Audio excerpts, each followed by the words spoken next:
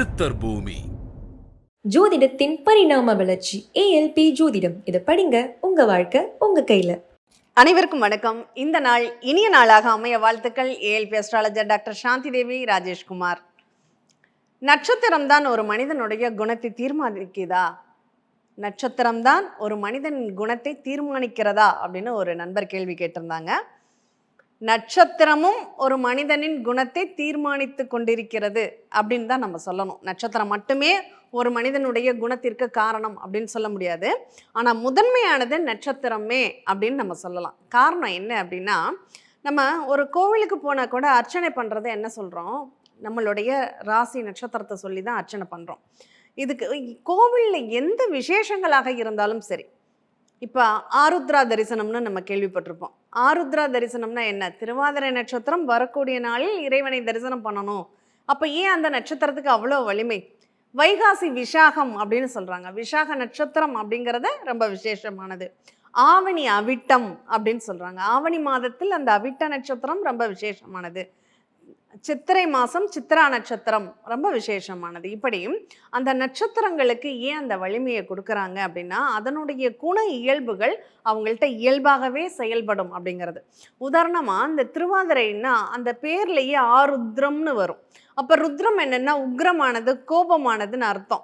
அப்போ சிவனுடைய அந்த ருத்ர தாண்டவம் மாதிரி அவங்க கோபத்தை கொதிச்சு போயிடுவாங்க. அப்போ இயல்பாகவே அவங்களுக்கு உள்ளுக்குள் குமுறும் கோபம் இருக்கும்.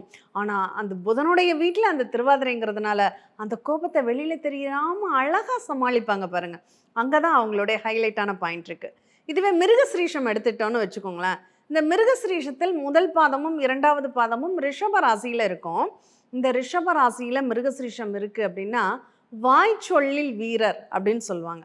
ஏன்னா சுக்கிரனுடைய வீட்டில் அந்த செவ்வாயினுடைய நட்சத்திரம் போகும்போது அவங்க ரொம்ப அழகாக பேசுவாங்க. அந்த எப்படின்னு சொல்லுவாங்க, ஒரு திட்டத்தை கூட வாழைப்பழத்தில் ஊசி ஏற்றுற மாதிரி பேசுவாங்க அப்படின்னு சொல்லலாம். அந்த மாதிரி ஒவ்வொரு நட்சத்திரத்திற்கும் ஒவ்வொரு வலிமை அப்படிங்கிறது நிச்சயமாக உண்டுங்க. அந்த நட்சத்திரத்தினுடைய குண இயல்புகள் அவங்களுக்குள்ள அதிகமாகவே வேலை செய்யும் அப்படின்னு சொல்லலாம். ஏன்னா அந்த அளவுக்கு ஒரு நட்சத்திரம் ஒரு மனிதனுடைய எண்ணங்களில் ஊறி அதை அவங்க மூலமாக பிரதிபலிக்கக்கூடியது அப்படிங்கிறத சொல்லலாம். இன்னும் சொல்லப்போனால் இந்த சித்திர நட்சத்திரம் அப்படின்னு எடுத்துக்கலாமே. இந்த சித்திரை நட்சத்திரம் ஒரு இணைப்பு நட்சத்திரமாக செயல்படும்.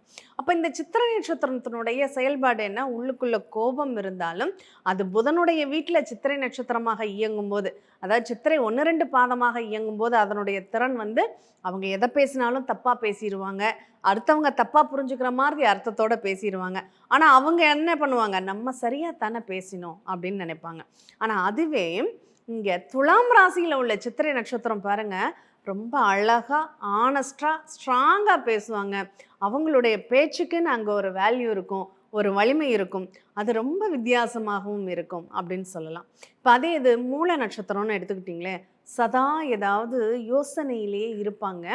எந்த ஒரு நிகழ்வுகளையும் ஆழமாக ஊடுருவி பார்த்து செயல்படக்கூடிய குணாதிசயம் இருக்கும் அப்படின்னு சொல்லலாம்.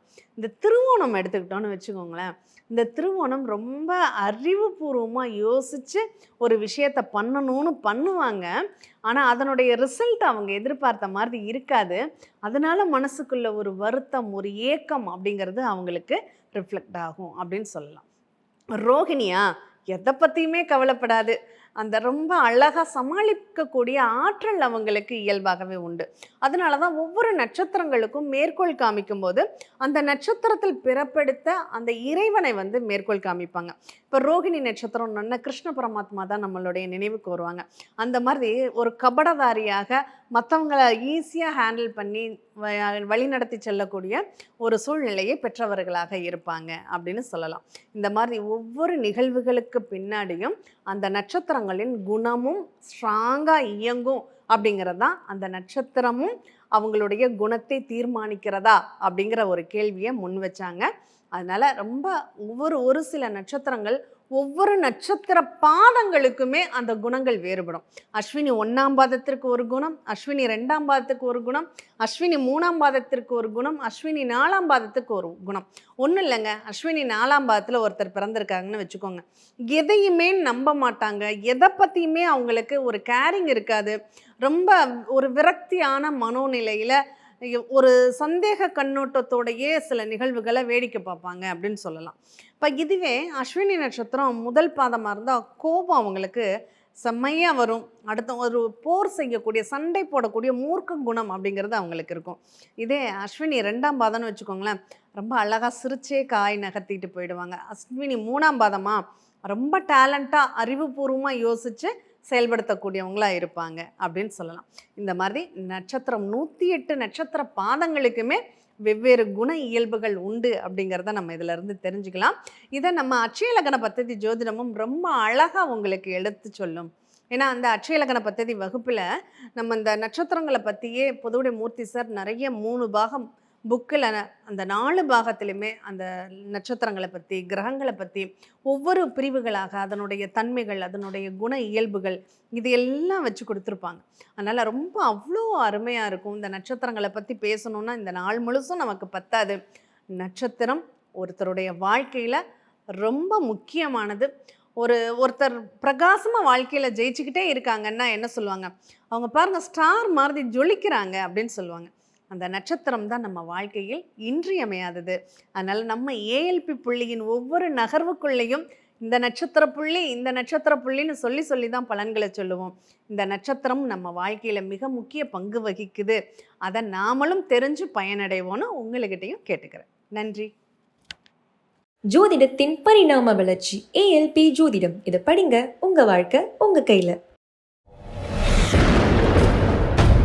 சித்தர் பூமி.